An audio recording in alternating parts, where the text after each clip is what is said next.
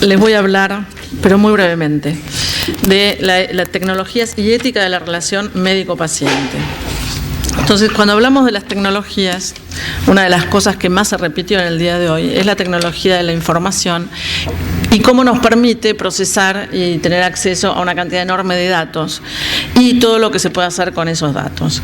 Volviendo a la relación médico-paciente, los médicos pueden guardar muchos datos de sus pacientes de una manera eficaz y verdadera y, como vimos, esos datos pueden también ser vulnerados, pero los pacientes también tienen un enorme acceso a la información y entonces cambian la relación médico-paciente de una asimetría muy marcada porque uno está sano y el otro no, marcada porque uno sabe y el otro no, marcada porque es la decisión vocacional de uno y en el otro es un accidente, la enfermedad que nadie quiere tener.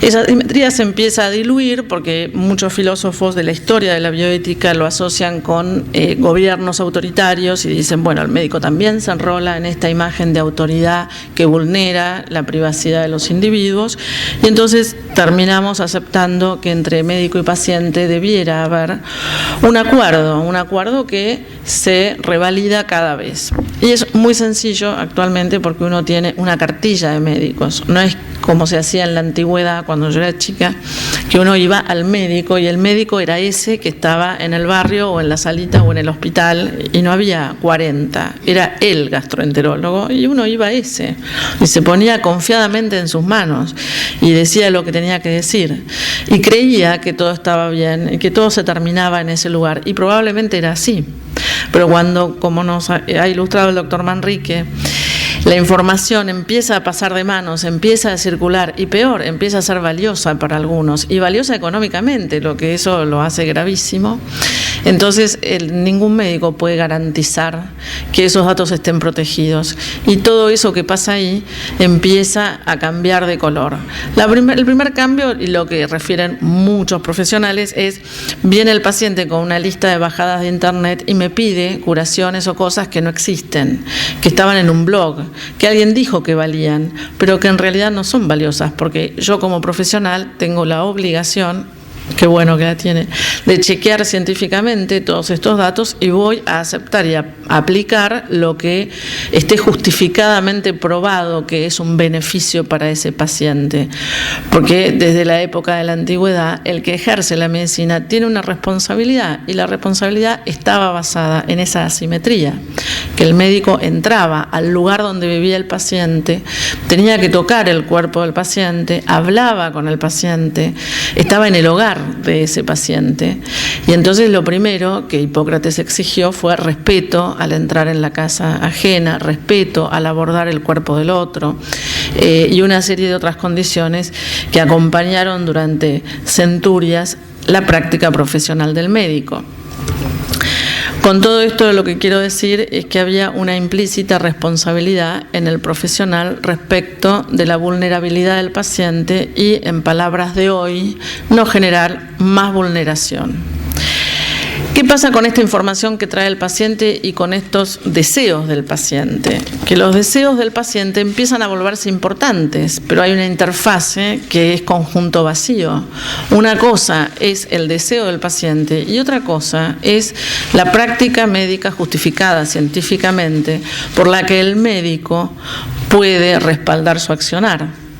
Hasta ahí estamos todos de acuerdo. El médico aplicará lo que está demostrado que es positivo y que además causa menos daño que beneficio.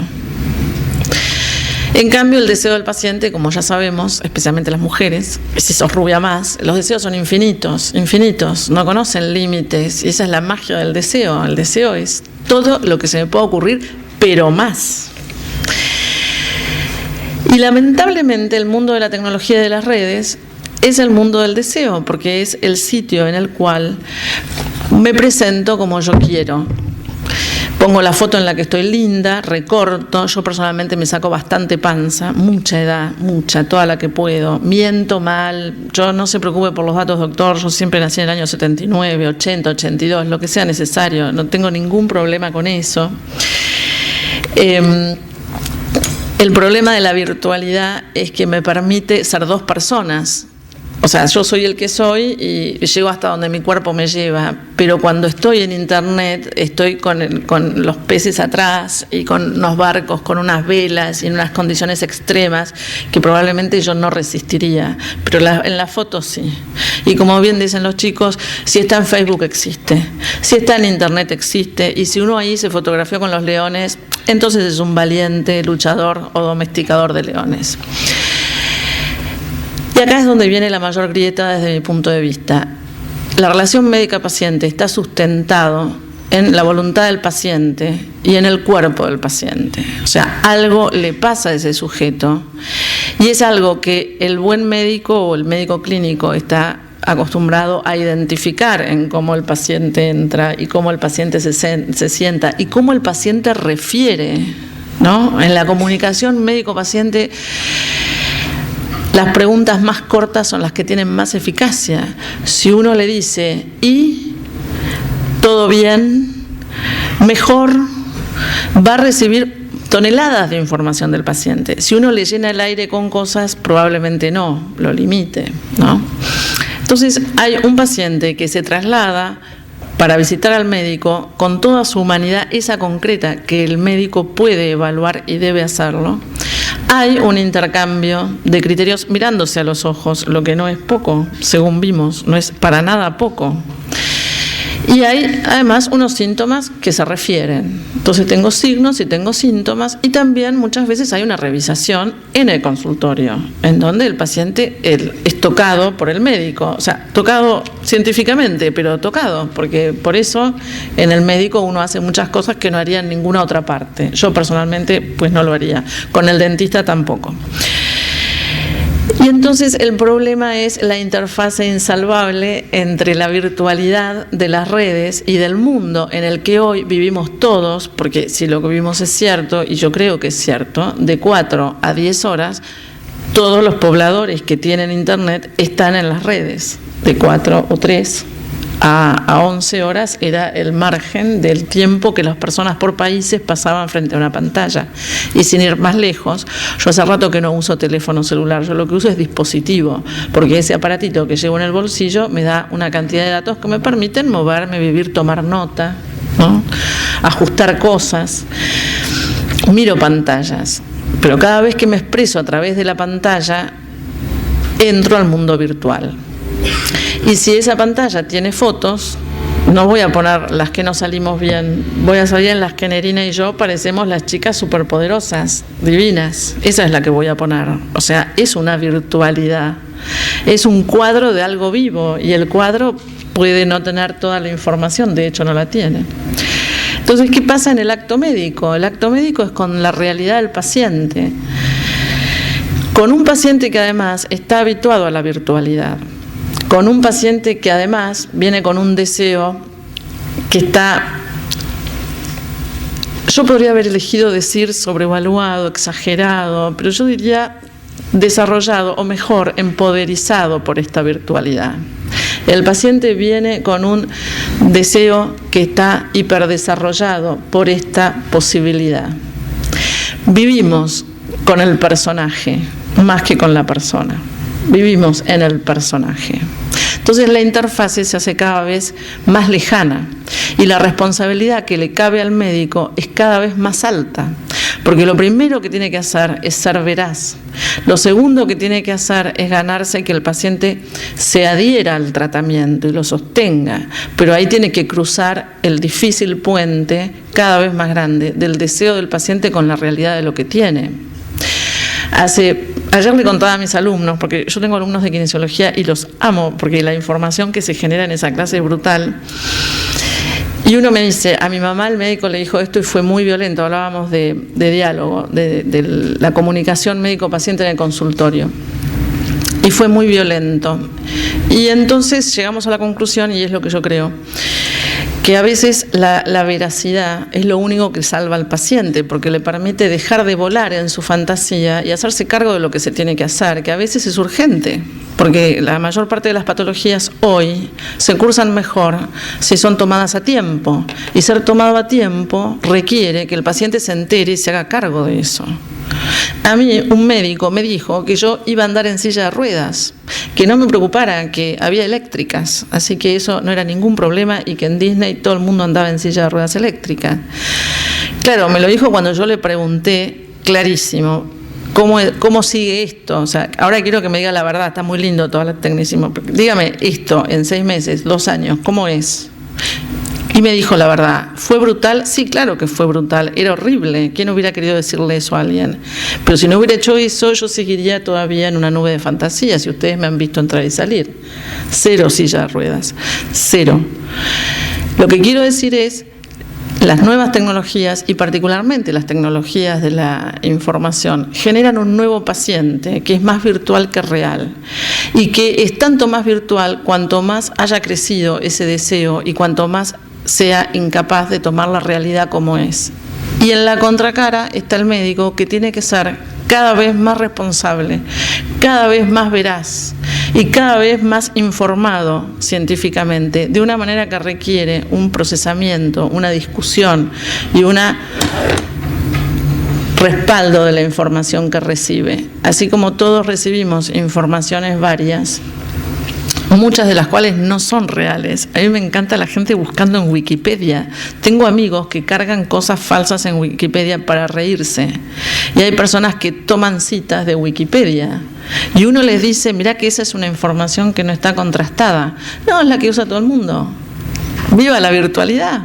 ¡Viva la virtualidad! El médico tiene necesariamente una dificultad importante y en honor al tiempo de ustedes voy a ser súper breve. Hay algo que hace meses me tiene muy conmovida. Es 2 hechos que los voy a comparar, que ocurrieron acá en el sur. Les pido que lo escuchen con el corazón y con el oído abierto, porque da una muestra importantísima de la dificultad que tiene un médico hoy en día y las escuelas de medicina cuando plantean cuál es la mejor formación para un médico. Son 2 casos donde queda evidente que el deseo de la paciente es lo más importante, y es tan importante que eso marca a la justicia. Y a mí me tiene conmovida porque, se los digo al final por qué. En la localidad de Santa Cruz, una chica de 17 años va a la salita a pedir asistencia porque está embarazada y no quiere estarlo. Y amparados en una serie de recomendaciones, etcétera, bla, bla, de algunas instituciones muy respetadas, legales, la médica le pone misoprostol en la vagina y le da unas pastillas para tomar. La chica, que es jovencita, tiene 17 años, se ve que era muy saludable, estaba de apenas 4 semanas de embarazo. Una condición para lo que es el misoprostol, obvio, para esa época. Empieza a sangrar mucho y vuelve al día siguiente con su mamá en un estado un poco desmejorado porque había perdido muchísima sangre y se sentía de verdad mal y le dolía bastante, que es más o menos lo que ocurre con esta medicación, pero evidentemente debe haber sido mucho o ella era muy sensible o algo pasó. No hay problema con eso porque eso era lo que Keila quería y Keila está muerta porque cuando volvió con la mamá, la doctora, amparada en el secreto de la menor, todo esto está contemplado en la ley, o sea, ella no actuó fuera de la ley. Ella usó una medicación que estaba en la salita, ella hizo un protocolo que está escrito y se le enseña a los practicantes de medicina, o sea, ya recibidos cuando hacen su práctica hospitalaria. O sea, ella no hizo nada que estuviera fuera de la ley. Y cuando va a Keila con la mamá, ella oculta la razón y la cuestión y le dice que no, que se le va a pasar, que tome té, que tome un poco de Sprite para equilibrar un poquitito el medio interno, que se vaya a la casa, que está todo bien. A los 3 días Keila estaba bajo tierra, donde sigue todavía, está muerta. Pero no hay problema con eso, porque todo eso está dentro de la ley. En la misma época va a Río Negro, en un hospital de Río Negro, viene una chica de 19 años con 22 semanas más 4 días de gestación, embarazo bastante avanzado, que también había recibido, pero no de una médica, sino de una asociación de estas informales de mujeres que se cuidan entre sí, lo que yo como mujer creo que está bárbaro que exista, que las mujeres se cuiden entre sí, me parece divino. Y también reparten misoprostol, porque el misoprostol no está fuera de la ley, de hecho hay fábricas que se producen en el país. Pero claro, no sé si alguien preguntó cuál era la edad gestacional de esa chica de 19 años. La cuestión es que ella va con una hermana a a una salita, a un hospital, y la derivan a este hospital Mogileski, que es un poco más complejo, y la recibe un médico que era un médico de Buenos Aires y que hacía un año se había ido a vivir con su mujer al sur porque le parecía que era el paraíso y era su lugar en el mundo. Entonces la chica, que estaba bastante desmejorada, lo primero que hace, le pregunta, ¿qué pasó? Bueno, que yo no quería este embarazo y tomé esto. ¿Y cuánto tomaste? ¿Y qué hiciste? O sea, fue técnico, ¿no? Muy bien, entonces lo primero que vamos a hacer es equilibrarte, te tenemos que rehidratar, tenemos que hacer esto, pero en vez de mandarla a la casa con una Sprite, la internó, lo cual es correcto además por la edad gestacional que ella llevaba. Uno puede suponer que a las 3, 4 semanas no, pero con 22 y medio había que tenerla ahí. Así que la chica estuvo 2, 3 días, terminada la guardia el médico se va a su casa y hay otra médica que atiende a esta señorita, bueno. Parece que llegan los padres al hospital, parece que la duda se disuelve porque los padres dicen, no te vas a morir, querida, tenerlo al chico, no importa. Pero igual, aún para la ley más permisiva, 23 semanas es bastante tiempo de gestación y ella evidentemente no está en condiciones de volver a tener un sangrado. Entonces se va a la casa con el bebé adentro, porque hubiera sido bastante riesgoso generarle uno nuevo. Y actualmente la chica camina por la calle y su hijo fue adoptado por otra familia y tiene 2 años.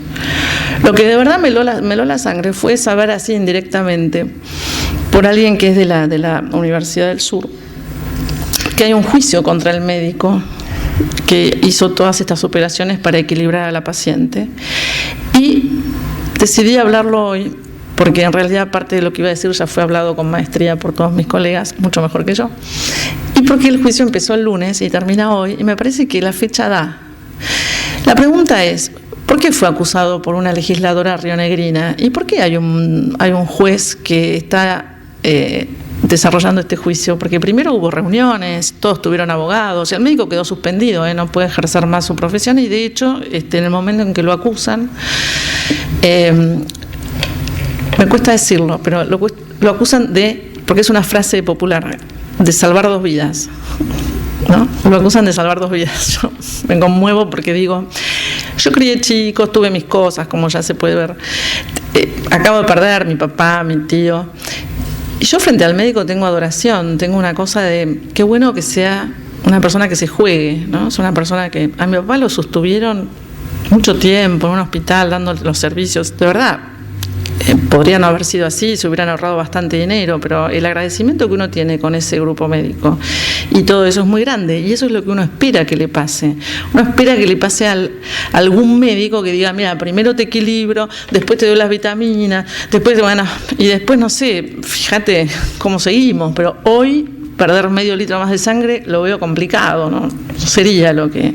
Y de hecho están todos los libros eso, o sea, no es un invento.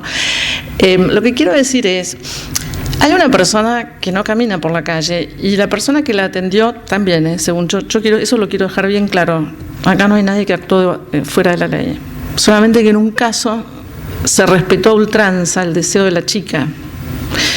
Yo como mujer casi que lo haría, pero hay un límite, y es que bueno si Keila siguiera caminando por la calle, que eso no es lo que está ocurriendo.